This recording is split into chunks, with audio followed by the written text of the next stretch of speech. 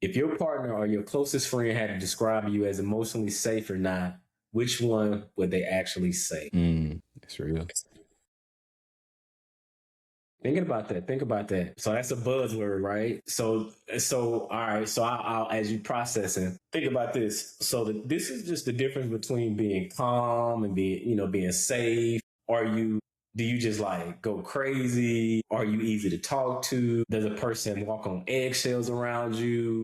Does a person feel comfortable being vulnerable and like expressing their true thoughts with you? Or are they hold them in because maybe they might feel like they'll be judged if they do share? And so when you hear that, what comes up for you? Man, you hitting the nail on the head. I would say that for me, it's so real and it's so relevant, especially now because I can, like I said, I've been in individual therapy. And so I think it always starts with yourself. You always got to wonder, are you being emotionally safe with yourself? You know what I'm saying? Do you even let yourself, kind of like what we were talking about earlier, like, are you being honest and real and vulnerable with yourself? Are you being honest about your bank account or are you hiding it? You're not even being real with yourself. Are you being honest with, just all areas of your life? Can you look at yourself in the mirror and be honest and not judge yourself?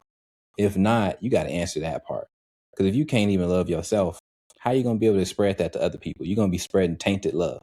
You're gonna be spreading love that's conditional. They mean you talking about that type of stuff. But yeah, so but for me to answer the question in terms of like safety, man. So what I something specifically I've been been thinking on lately, especially the last like several months. I've been thinking about something I've been thinking about is you can't just love a person for the best parts of themselves. You gotta love the whole person. And so just like we're all humans, we all have strengths, but those strengths become shadows, if it gets applied in the wrong way. And so just the same way I have pros and cons, I have certain things that I do really well, but just too much of anything is a bad thing. And so on the flip side, you got to learn to appreciate those strengths in your partner or whoever the relationship is, your partner, your kid, whatever. Don't just try to shun them if it shows up in a way that you don't like. You got to understand it's the same trait showing up when you like it and when you don't like it. You gotta be welcoming and like you said, inviting. Man, that's interesting.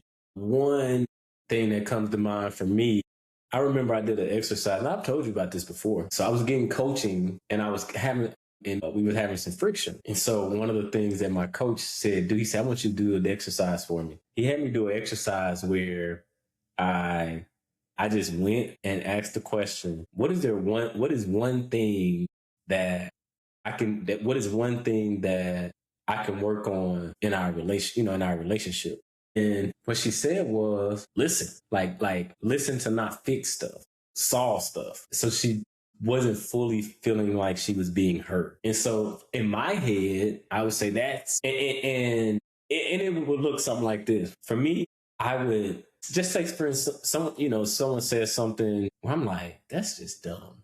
That doesn't even make any sense. And so I wouldn't have the patience. I wasn't necessarily saying it was dumb out loud, but my energy was giving off that's dumb energy. Like that's dumb. Like that doesn't make any sense. But what I learned was actually it's not for me to criticize whether it's dumb or not. It's because it's that person's idea or thought. Just let them get it out. And they might not even be trying to solve for anything. But back to the exercise, I was like, man, I do be in my head. I'm thinking, man, I do be listening. Like I thought I did. But I guess it's levels to the listening. And so wrote it down. And because the other thing too, he said, ask and shut up. No rebuttals, no nothing. Shut your mouth. Like he said it just like that. So, because if you know the DISC personality, the DISC assessment, I'm a high D, so I'm gonna get mine off. Like I'm gonna say what I need to say with no issues. And so it was funny. So I wrote it. I was like, okay. Took it back to him. He said we're gonna get in the lab. So we got in the lab. One of the things that was game changing for me was he was like, whenever your wife is saying something to you, do not offer any solutions. I know you naturally wired that way. Don't offer any solutions. Just listen. And one of the things you can do, because in our mind as men, we like, snap, my wife going through something. I need to fix it. Like, it sounds noble, but it's like, no, I don't need Mr. Fix It right now. I just want you to like listen. And it's like, well, why are you telling me about it if you don't want me to fix it? Like, So most men, if you listen to you probably resonate with that. You probably like, well, yeah, duh, that's logical. Like, but no, that's not how their brain works. It's not. They're not wired the way you're wired. We're wired very logical. You throw a problem out there, I'm grabbing it, trying to figure out, okay, well, shoot, how do we solve for that? No, this ain't that. This ain't that. You're not at work. You're not. No, your wife is not a project. Just listen. I was like, all right. One of the things you can do, because for me, it's hard for me to do that because I'm automatically want to solve a problem. When I hear a problem, I want to solve the problem. But what I realize is not all problems are for me to solve. One, but then also some people don't even want their problem solved. And so now you didn't start coming up with all these things. They not interested in that. They want to hold on to the story. And sometimes it happens to just be maybe it's your mama, maybe it's your cousin, maybe it's your wife, maybe it's whoever. Maybe it's a coworker. Sometimes people aren't. It may sound like a problem, but they just vent, and they just vent and getting it off, and they're not gonna solve for it at all. And you're like, well, okay, all right, I don't like that. I'm gonna solve it. Like I want to fix it, but that's me. So and one of the things that the other tool that he gave me was just ask a clarifying question, in a nice way, not a rude way. Are you sharing? Hey, are you sharing? Is this a moment where you just want me to listen?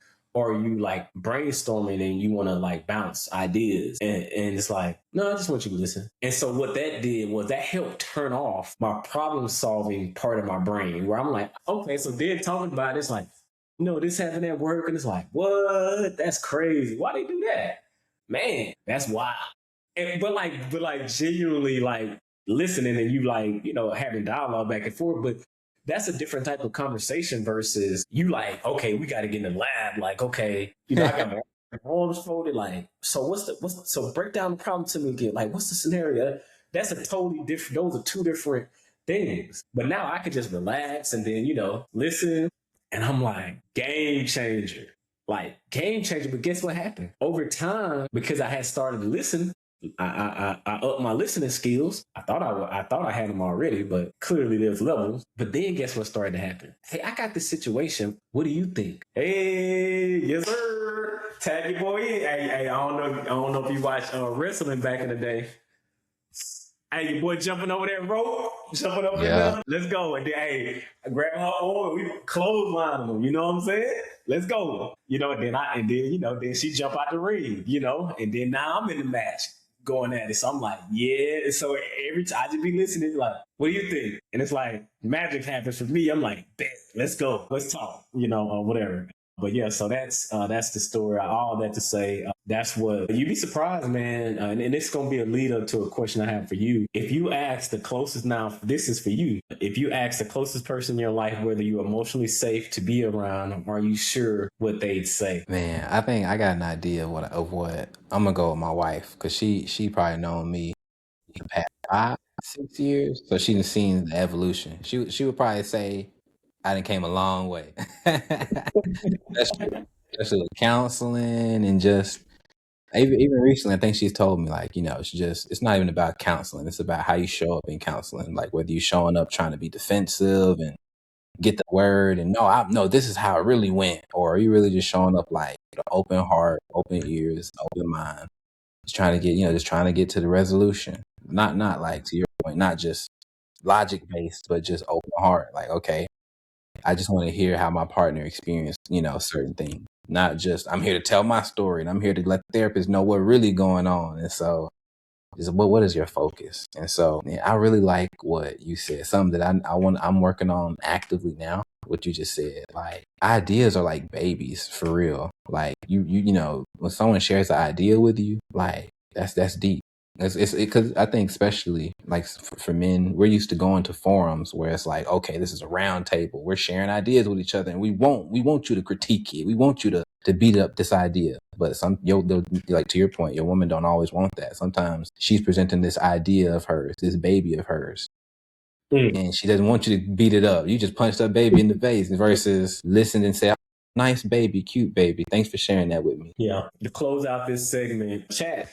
Ask the closest. Hey, I'm gonna challenge you. So ask the closest person in your life this question this week. Just ask. Do what I did. Don't try to defend. Shut up. Just listen. But you might learn something. You might learn something. And then once you have that information, it's on you to do something with it.